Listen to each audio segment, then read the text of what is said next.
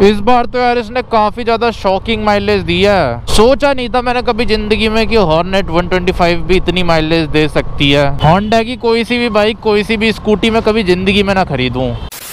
तो स्वागत है यार आप सभी का एक और नए दिन में। अभी फिलहाल टाइम हो रहा है सुबह के लगभग 8:30। और यार कल ये ना ग्लव्स आए थे मेरे टीवीएस के जो मैंने मंगाए थे।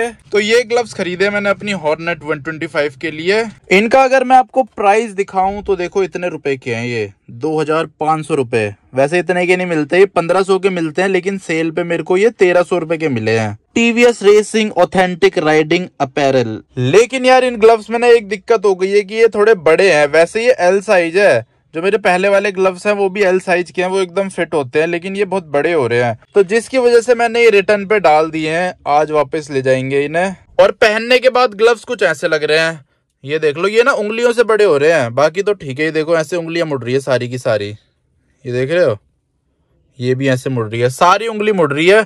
इसके आपको थोड़े थोड़े फीचर्स बता देता हूँ। यहाँ पे इसमें प्रोटेक्शन मिलती है, यहाँ पे भी थोड़ी थोड़ी प्रोटेक्शन मिल जाती है, यहाँ पे और यहाँ पे, और यहाँ पाम में भी मिलती है। लेकिन ये कोई प्लास्टिक की प्रोटेक्शन नहीं है, बस ऐसी पैडिंग कर रखी है। जैसे मेरे पुराने ग्लव्स है ना, वो इससे ज्यादा सस्ते हैं, इसके हाफ प्राइस के हैं, लेकिन उसमें यहाँ पे भी तगड़ी प्रोटेक्शन है और ये भी उसके इससे ज्यादा तगड़े हैं। लेकिन बस इस ग्लव्स के कलर अच्छे हैं, कलर कॉम्बिनेशन अच्छा है, इसलिए मैंने मंगाए थे। और यहाँ पे ना इसमें ये वाइपर भी मिलता है, ये देख लो, जिसमें लिखा है टीवीएस रेसिंग। तो अगर आपके हेलमेट के वाइजर में पानी वानी आ जाता है ना बारिश की वजह से, तो ऐसे करके आप साफ कर सकते हो, ऐसे करके।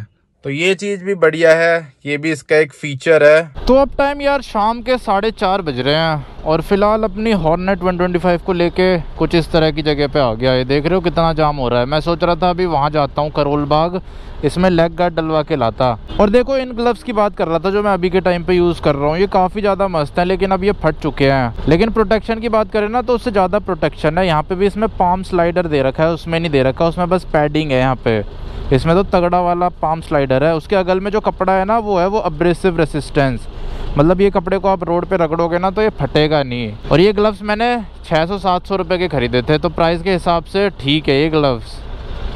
उस टाइम पे ये भी मेरे को महंगे लग रहे थे। और ऊपर से ये मोटे भी हैं, वो तो बहुत हल्के हैं, उनकी जो क्वालिटी है वो बहुत हल्की है, बहुत लाइट है। अरे यार मैं इधर फालतू में लाइन में लगा हूँ, मेरे को तो इधर जाना है।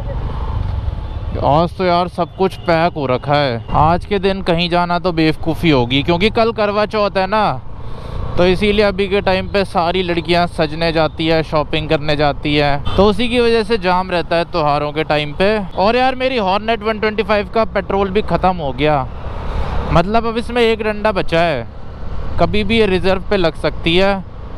तो मैं क्या सोच रहा हूँ, इसमें तेल डलवाते हुए चलते हैं घर भारत पेट्रोलियम के पेट्रोल से। भारत पेट्रोलियम को तो है नहीं वैसे घर के आसपास, क्या करा जाए, इंडियन ऑयल डलवा लूँ क्या इस बार? चलो इस बार इंडियन ऑयल डलवा लेते हैं। वैसे भी अपनी बाइक तो E20 कंप्लाइंट है, तो इतनी कोई दिक्कत की बात है ही नहीं इसमें तो। पर फिर भी मेरे हिसाब से ना भारत पेट्रोलियम का ज़्यादा सही है, क्योंकि जो उनका प्रीमियम वाला पेट्रोल है ना उसमें सिर्फ 12% है इथेनॉल।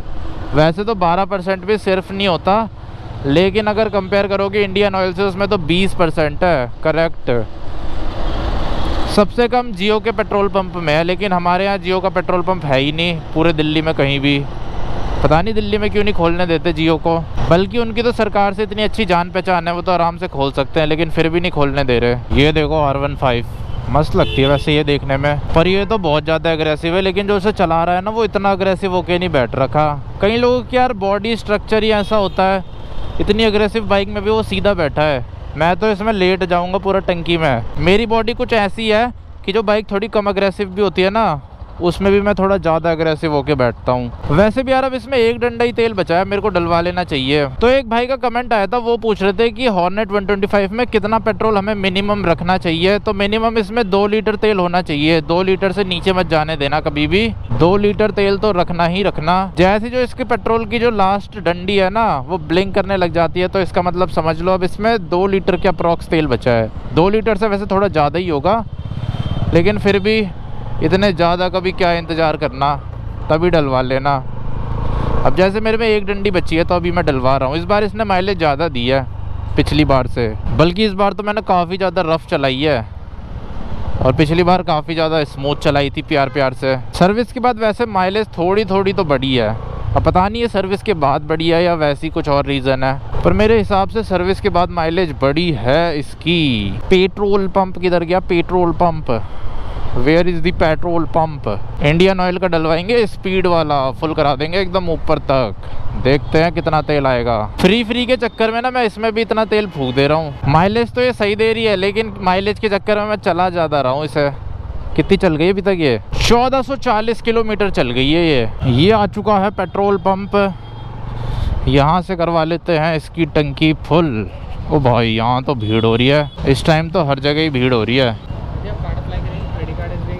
नहीं भैया, नहीं, मेरा बनता ही नहीं है।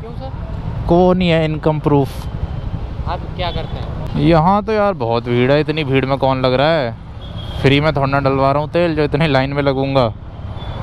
ओ माय गॉड, ये देखो, ऐसा लग रहा है फ्री में पेट्रोल बट रहा है। चलो छोड़ो यार, नहीं डलवा रहा मैं आज तेल। और अभी दूसरे पेट्रोल पंप में जाने का भी फायदा नहीं है, क्योंकि सारे पेट्रोल पंप दूर हैं और ना बाहर के रोड एकदम पैक हो रखे हैं। इतनी ज़्यादा भीड़ हो रही है आज, इसीलिए अब बाहर जाने का कहीं फ़ायदा नहीं है। सीधा यहीं घूम लेते हैं घर के आसपास। यहाँ इतनी दिक्कत की बात नहीं है, ये अंदर अंदर का एरिया है ना, यहाँ पे कुछ है ही नहीं मार्केट वार्केट। यहाँ लोग कहाँ जाएंगे, इसीलिए ये रोड खाली रहते हैं बस। किसी रोज बारिश जो आए, समझ ले ना बूंदों में मैं हूँ। तो यार अब मैं आपको कैलकुलेट करके दिखाता हूँ इसने कितनी माइलेज दी है। 1 मिनट में अपना महंगा फ़ोन निकाल लूँ। कहाँ गया मेरा महंगा फ़ोन? तो देखो अभी के टाइम पे जो मेरी बाइक है वो 457 किलोमीटर चली है। देख लो, गोप्रो के कैमरे से ही देख लो, 457.7। इसको हम डिवाइड कर देंगे 8 लीटर से करेंगे, क्योंकि जब इसका रिजर्व लगता है ना तब इसमें 8 लीटर तेल ख़त्म हो चुका होता है। और वैसे अभी इसका रिजर्व लगा नहीं है। देख लो, रेंज गाड़ी दिखा रही है और फ्यूल की जो लास्ट वाली डंडी है वो भी ब्लिंक नहीं कर रही है, एकदम स्टेबल है। तो इसलिए इसका रिजर्व अभी लगा नहीं है। ये तो मैं वैसे ही माइलेज निकाल रहा हूँ कि कम से कम इतनी तो दी होगी इसने। तो इसे डिवाइड कर देंगे 8 से। ओ भाई साहब, ये देखो कितनी ज़्यादा तगड़ी माइलेज दे दी यार इसने इस बार तो इस बार तो यार अपनी हॉर्नेट 125 ने बहुत ही ज़्यादा तगड़ी माइलेज दी है। इतनी तो मैंने कभी ज़िंदगी में भी नहीं सोची थी कि इतनी माइलेज भी देगी ये कभी। और वो भी अभी ना पूरी माइलेज निकली भी नहीं है। अब ये जितने किलोमीटर चलेगी माइलेज और बढ़ती जाएगी जब तक इसका रिजर्व नहीं लग जाता। रिजर्व लगना तो अभी बाकी है। रिजर्व देखते हैं कब तक लगता है।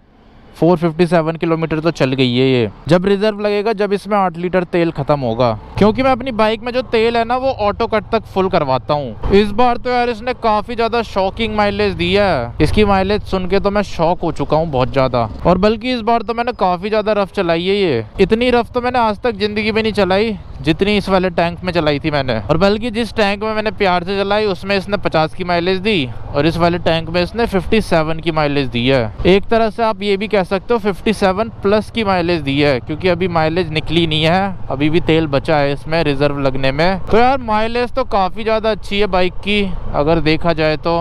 इतना रफ चलाने के बाद भी 57 की माइलेज दे रही है तो फिर तो सही है। डेली मैं इसे 100 भी चला रहा हूँ, एकदम से एक्सेलरेट कर रहा हूँ, एकदम से ब्रेक मार रहा हूँ, मतलब एकदम रफ तरीके से चला रहा हूँ, लेकिन फिर भी माइलेज इसने काफ़ी ज़्यादा अच्छी दे दी है। जितनी मैंने सोची थी उससे तो काफ़ी अच्छी दे दी। मेरे ख्याल से यार सर्विस का फ़र्क तो पड़ता है शायद, पता नहीं मेरे को।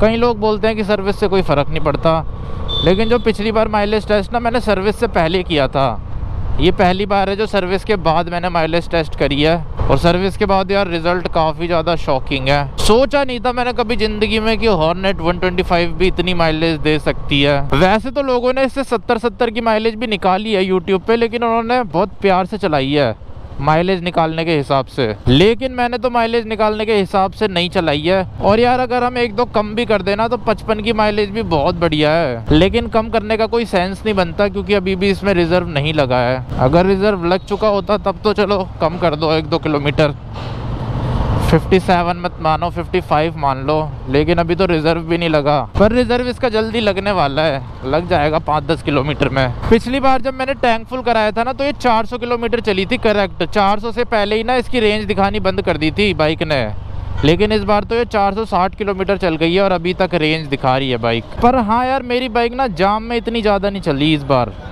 जाम में ये चली है, ऐसा नहीं कि बिल्कुल नहीं चली, लेकिन 1-2 दिन ही चली होगी।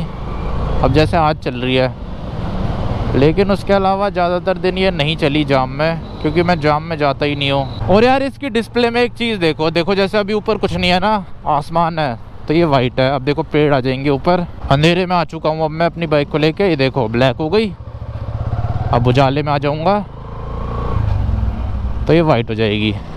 देख रहे हो कितना ज़्यादा तगड़ी तरीके से काम करता है इसका सिस्टम। इसको ऐसे गलियों में चलाने में हाथ दर्द हो जाता है बहुत ज़्यादा। इसका राइडिंग पोस्चर एग्रेसिव है ना, और जैसे कि मैंने बताया मेरा शरीर भी भगवान ने ऐसे बना रखा है कि कम जो एग्रेसिव बाइक होती है ना, उस पर भी मेरे को एग्रेसिव होके बैठना पड़ता है। और जो पूरी एग्रेसिव बाइक होती है जैसे R15, उसमें तो मेरे हाथ ही कांप जाते हैं, पूरा लेट जाता हूँ मैं टंकी में, एकदम वाइजर में मुंह चिपक जाता है मेरा। सब बाइकों के ना अपने अलग मजे होते हैं। अब जैसे कई लोग बोलते हैं एक्सट्रीम अच्छी है, कई लोग बोलते हैं हॉर्नेट अच्छी है, लेकिन एक्सट्रीम का अलग मजा है, हॉर्नेट का अलग मजा है। हॉर्नेट का थोड़ा ज़्यादा मजा है, एक्सट्रीम का थोड़ा कम मजा है। यार होंडा तो होंडा ही है, फिर एक्सट्रीम भी अच्छी है लेकिन हॉर्नेट से अच्छी नहीं है। पर यार हमें किसी बाइक को बुरा नहीं बोलना चाहिए, सारी बाइकें अच्छी होती है। एक्सट्रीम भी अच्छी है और हॉर्नेट एक्सट्रीम से ज़्यादा अच्छी है। लोग फालतू में ही लड़ते रहते हैं कि ये बाइक अच्छी है, वो बाइक अच्छी है। सारी बाइक अच्छी है, बस ये है कि हॉर्नेट थोड़ी ज़्यादा अच्छी है। और हॉर्नेट भी ना ये 125 ही ठीक लगती है, वो 180 जो आती है वो तो मेरे को बहुत ज़्यादा बेकार लगती है, उसे तो मैं कभी ज़िंदगी में ना खरीदूँ। होंडा की कोई सी भी बाइक, कोई सी भी स्कूटी में कभी ज़िंदगी में ना खरीदूँ।